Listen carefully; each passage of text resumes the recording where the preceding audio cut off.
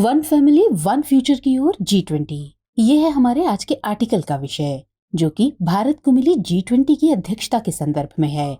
इस आर्टिकल में हम इस समूह के बारे में विस्तार से चर्चा करेंगे, साथ ही इसकी कार्यप्रणाली और इससे जुड़े पहलुओं को भी समझेंगे। हमारा आज का ये आर्टिकल सामान्य अध्ययन प्रश्न पत्र 2 के अंतर्राष्ट्रीय संबंध खंड से जुड़ा है। तो चलिए मेरे यानी आतिफा के साथ आर्टिकल की शुरुआत करते हैं।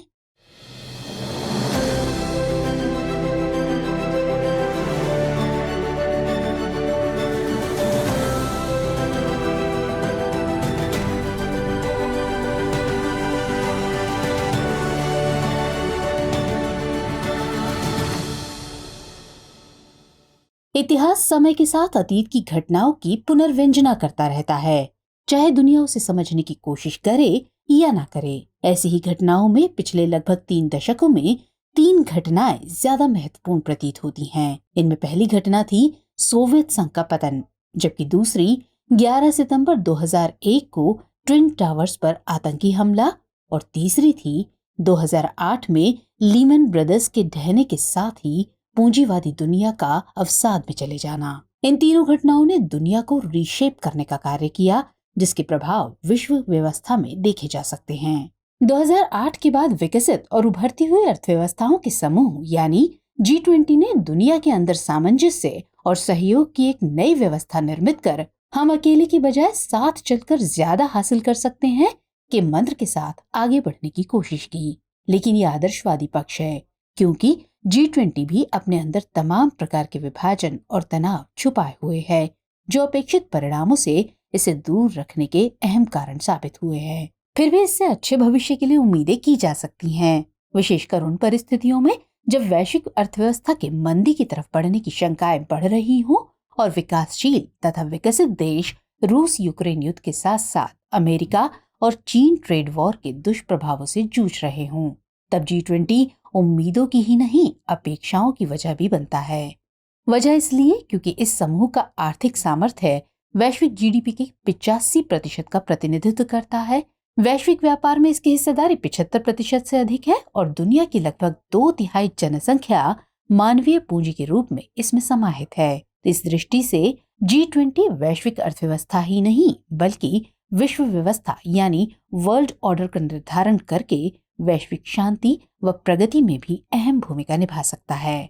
लेकिन इंडोनेशिया में आयोजित बाली शिखर सम्मेलन जिन परिस्थितियों में संपन्न हुआ और उसमें कुछ तनाव, कुछ खिंचाव और कुछ अंतः विभाजन दिखे, इससे सवाल जरूर उठता है कि ये समूह भविष्य की चुनौतियों से कैसे निपट पाएगा तथा वैश्विक उम्मीदों पर कितना खरा उतरेगा।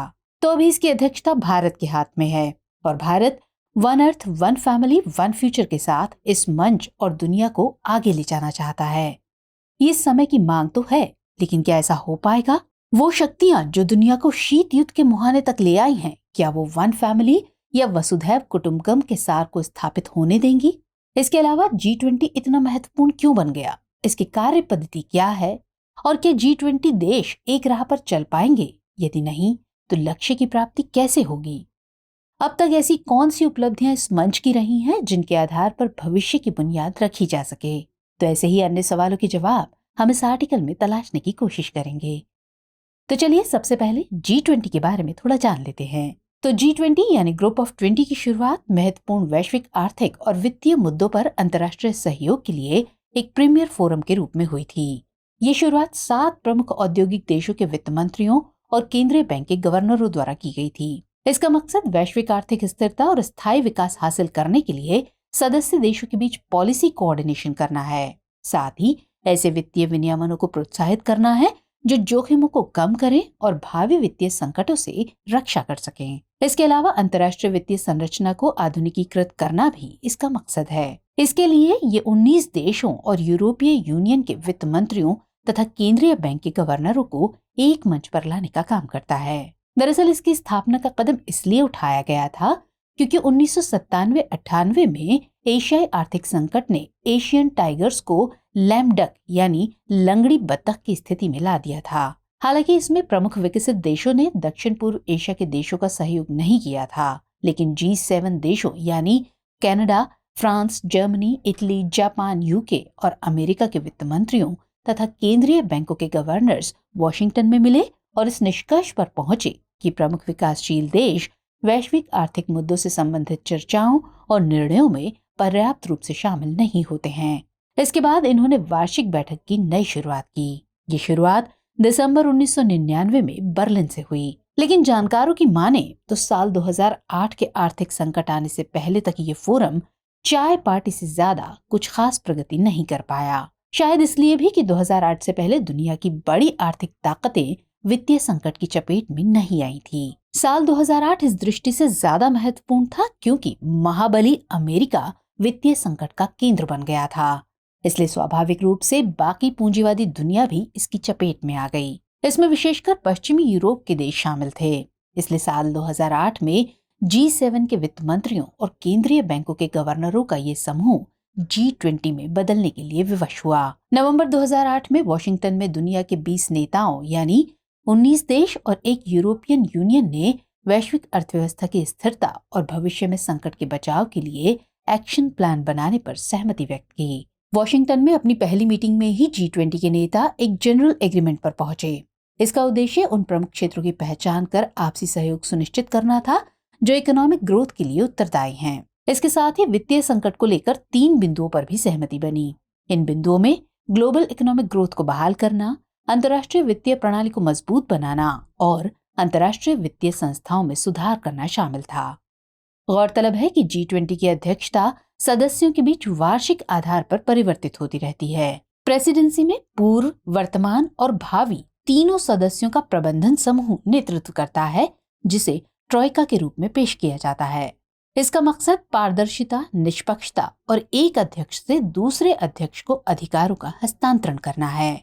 इसमें नेताओं के सम्मेलन के अतिरिक्त जारी कार्यों को 2 ट्रैक्स में विभाजित किया गया है। एक है शेरपा ट्रैक और दूसरा फाइनेंस ट्रैक। इसमें से एक नीतियों पर विचार करता है और दूसरा वित्तीय स्थितियों पर। इसका आधारभूत सिद्धांत आपसी सहयोग है और इस साल G20 की अध्यक्षता भारत के पास है। अब ऐसे में सवाल उठता है कि G20 दुनिया की अपेक्षाओं पर कितना खरा उतरा है, ये इन अपेक्षाओं के लिए कितना तैयार है और क्या भारत अपनी अध्यक्षता में इसे कोई नई दिशा दे पाएगा।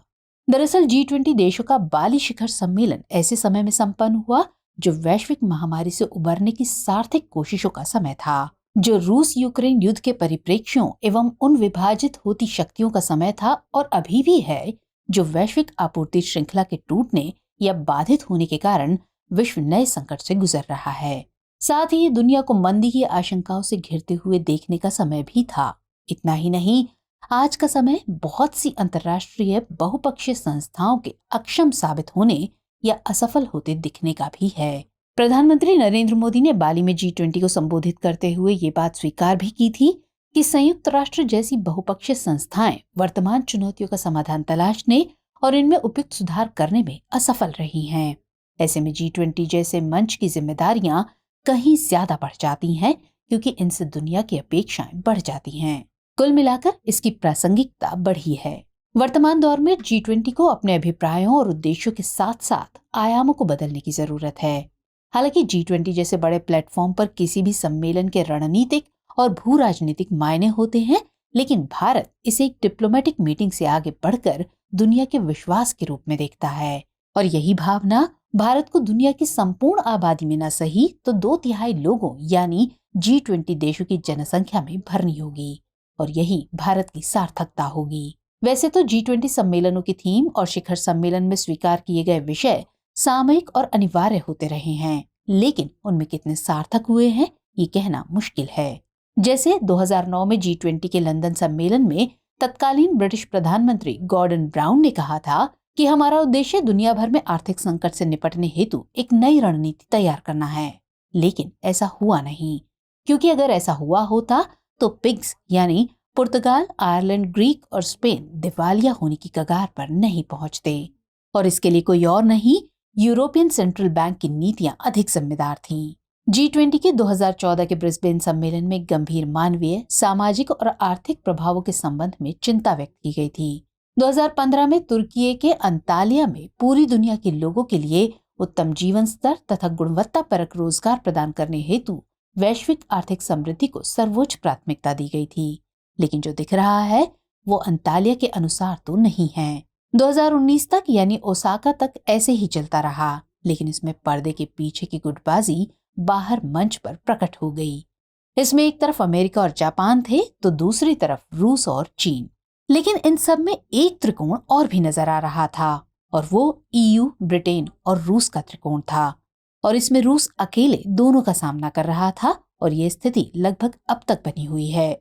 G20 भी तभी सक्रिय हुआ जब पूंजीवादी दुनिया आर्थिक संकट की चपेट में आई। यही कारण है कि लंबे समय तक इस मंच से ऐसे मुद्दों पर पहल नहीं हुई जो दुनिया के लोगों की अलग चिंताओं से सरोकार रखते थे। इसलिए G20 से सारी उम्मीदें पाल लेना शायद यथार्थ को अस्वीकार करने जैसा होगा। इसकी कुछ अन्य वजह भी हैं जो तात्कालिक या दीर्घकालिक हो सकती हैं। जैसे G20 के सदस्य दुनिया के 85% उत्पादन के लिए जिम्मेदार हैं, लेकिन इनकी आर्थिक और राजनीतिक व्यवस्थाएं अलग हैं, साथ ही नीतियां लागू करने का तरीका भी अलग है। G20 देश जिन उपायों को लेकर चल रहे हैं वे मुख्य रूप से मुक्त बाजार ढांचे की वकालत करते हैं, लेकिन ये वही ढांचा है जो क्षेत्रीय संकटों जैसे एशियाई संकट, अर्जेंटीना, मैक्सिको, यूरोजोन आदि संकटों को पैदा करने और वैश्विक अर्थव्यवस्था को संकट से निकालने में नाकाम रहा है। आज के दौर में कहीं अमेरिका फर्स्ट है तो कहीं कहीं चाइना, कहीं शी जिनपिंग की तानाशाही में इंडो पैसिफिक में हलचल है तो कहीं व्लादिमीर पुतिन की तानाशाही में यूरेशियाई जोन में अशांति, और कहीं राष्ट्रों की संरक्षणवादी नीतियां, अमेरिका और चीन के मध्य ट्रेड वॉर, साइबर हमले और बदल रही जियो स्ट्रैटेजी आदि इतने प्रभावी तनावों का निर्माण कर रही हैं जिससे ये लगने लगा है कि दुनिया फिर से शीत युद्ध के युग में लौट रही है। फिर भी जिस तरह हम सदियों और सहस्त्राब्दियों से जय जगत के विचार को जीते आए हैं, उसे जीवंत कर आधुनिक विश्व के सामने प्रस्तुत करने की आज पुनः आवश्यकता है। क्या ऐसा भारत कर सकता है? इस संदर्भ में प्रधानमंत्री की बात को मानकर हम भविष्य की ओर देख सकते हैं। दरअसल भारत की हजारों वर्ष पुरानी संस्कृति ने हमें सिखाया है कि जब हम अपनी प्रगति के लिए प्रयास करते हैं तो हम वैश्विक प्रगति की परिकल्पना भी करते हैं। कोविड-19 महामारी के दौरान भारत ने अपने 1.3 बिलियन नागरिकों की खाद्य सुरक्षा सुनिश्चित की है। खाद्य सुरक्षा के संदर्भ में फर्टिलाइजर्स की कमी भी एक बहुत बड़ा संकट है। कारण ये कि आज की फर्टिलाइजर शॉर्टेज कल की फूड क्राइसिस है। इसका समाधान विश्व के पास नहीं होगा। इसलिए हमें खाद और खाद्यान्न दोनों की आपूर्ति श्रृंखला को स्थायी और निश्चित रखने के लिए आपसी सहमति बनानी चाहिए। प्रधानमंत्री ने कहा कि दुनिया की सबसे तेज गति से बढ़ रही अर्थव्यवस्था भारत की ऊर्जा सुरक्षा वैश्विक विकास के लिए महत्वपूर्ण है। इसलिए हमें ऊर्जा आपूर्ति पर किसी भी तरह के प्रतिबंधों को बढ़ावा नहीं देना चाहिए और ऊर्जा बाजार में स्थिरता सुनिश्चित करनी चाहिए। इसके अलावा डिजिटल ट्रांसफॉर्मेशन हमारे दौर का सबसे उल्लेखनीय बदलाव है, क्योंकि डिजिटल तकनीकों का उचित उपयोग गरीबी के खिलाफ दशकों से चल रही वैश्विक लड़ाई में फोर्स मल्टीप्लायर यानी शक्ति गुणक बन सकता है। ये जलवायु परिवर्तन के खिलाफ लड़ाई में सहायक भी हो सकता है, लेकिन ये लाभ तभी मिल सकेंगे जब डिजिटल तकनीकों तक पहुंच सही अर्थों में समावेशी हो। लेकिन वर्तमान में ये शक्तिशाली उपकरण लाभ और हानि के बहीखातों तक सीमित रह गया है। डिजिटल ट्रांसफॉर्मेशन के लाभ मानव जाति के एक छोटे अंश तक ही सीमित न रह जाएं, ये G20 नेताओं की जिम्मेदारी है। अगर डिजिटल आर्किटेक्चर को समावेशी बनाया तो इससे सोशियो इकोनॉमिक ट्रांसफॉर्मेशन यानी सामाजिक आर्थिक रूपांतरण संभव हो सकता है। इस संदर्भ में प्रधानमंत्री मोदी ने अपनी बात रखते हुए कहा कि अंतर्राष्ट्रीय स्तर पर एक बहुत बड़ा डिजिटल विभाजन है। विश्व के अधिकतर विकासशील देशों के नागरिकों के पास किसी भी प्रकार की डिजिटल आइडेंटिटी नहीं है। क्या हम साथ मिलकर ये प्रण ले सकते हैं कि अगले 10 वर्षों में हम प्रत्येक मनुष्य के जीवन में डिजिटल ट्रांसफॉर्मेशन लाएंगे ताकि डिजिटल तकनीकों के लाभ से दुनिया का कोई भी व्यक्ति वंचित न रह जाए? अगर प्रधानमंत्री की माने तो भारत अपनी G20 की अध्यक्षता में सभी G20 सदस्य देशों के साथ इस उद्देश्य के लिए काम करेगा। डेटा फॉर डेवलपमेंट का सिद्धांत प्रेसिडेंसी की overall theme one earth, one family, one future का अभिन्न अंग रहेगा। वैसे G20 के लिए भारत की तरफ से जो लोगो जारी किया गया है वो इस दिशा में न केवल संदेश देता हुआ दिखता है, बल्कि वो एक भावना, एक संकल्प, एक मंत्र यानी वसुधैव कुटुंबकम को प्रतिबिंबित करता है। इसमें भारत की पौराणिक धरोहर, आस्था और भारतीय संस्कृति का सार निहित है। भारत के पास जितनी विशिष्टता है उतनी विविधता भी है। आज विश्व लोकतंत्र, विविधता, स्वदेशी पद्धति, समावेशी सोच, स्थानीय जीवन शैली तथा वैश्विक विचार आदि में अपनी सभी चुनौतियों के समाधान देख रहा है। लेकिन ये तभी संभव है जब समावेशी विकास को सरकारों की प्रणाली की जगह व्यक्तिगत जीवन का हिस्सा भी बना दिया जाए। पर्यावरण को केवल वैश्विक कारण के रूप में न देखा जाए, बल्कि व्यक्तिगत उत्तरदायित्व भी बने। ये भारत का विचार है जिसमें संभावना, मूल्य और प्रगतिशीलता है, इसलिए विश्वास किया जा सकता है। यदि दुनिया भारतीय विचारों का अनुगमन करे तो विश्व में कोई भी फर्स्ट वर्ल्ड या थर्ड वर्ल्ड नहीं होगा, बल्कि केवल वन वर्ल्ड होगा, क्योंकि भारत पूरे विश्व को एक समान उद्देश्य के लिए, एक बेहतर भविष्य हेतु साथ लाने के उद्देश्य पर काम कर रहा है। यही वजह है कि भारत ने वन सन, वन वर्ल्ड, वन ग्रिड के मंत्र के साथ ही विश्व में नवीकरणीय ऊर्जा क्रांति का आह्वान किया है। भारत ने वन अर्थ, वन हेल्थ के मंत्र के साथ वैश्विक स्वास्थ्य को मजबूत करने का अभियान शुरू करने का मंत्र दिया है। अब G20 में भारत का मंत्र है one earth, one family, one future. चलिए अब जान लेते हैं कि G20 के मामले में आगे की राह क्या हो सकती है। तो चूंकि इस बार G20 की अध्यक्षता भारत के पास है, इसलिए भारत को चाहिए कि वो G20 को एक नई दिशा देने और नए प्रतिमान गढ़ने में कामयाबी हासिल करने के रूप में काम करे। दुनिया आज भी इस अवधारणा पर आगे बढ़ने की आवश्यकता महसूस कर रही है कि हम अकेले की बजाय साथ चलकर ज्यादा हासिल कर सकते हैं। लेकिन इसके लिए G20 के कुछ सदस्य देशों को अखंड राष्ट्रवाद के कट्टरवादी रवैये और आर्थिक संरक्षणवादी रास्ते को छोड़ने की जरूरत है। फिलहाल अभी तो ऐसा लग रहा है कि G20 में एक व्यग्रता सी है जो विश्व व्यवस्था के मूल ढांचे को बदलने की है। कुल मिलाकर इस समूह के जरिए से विश्व कल्याण के लिए सार्थक कार्य करने चाहिए, जिनकी अभी ज्यादा जरूरत है। चलिए अब अभ्यास प्रश्न नोट कीजिए। सवाल है, G20 के लक्ष्यों और उद्देश्यों का विश्लेषणात्मक परीक्षण कीजिए। भारत के लिए इसका क्या महत्व है। तो आज के एपिसोड में इतना ही। मिलेंगे अगले एपिसोड में किसी और इम्पोर्टेंट टॉपिक के साथ। तब तक के लिए जय हिंद।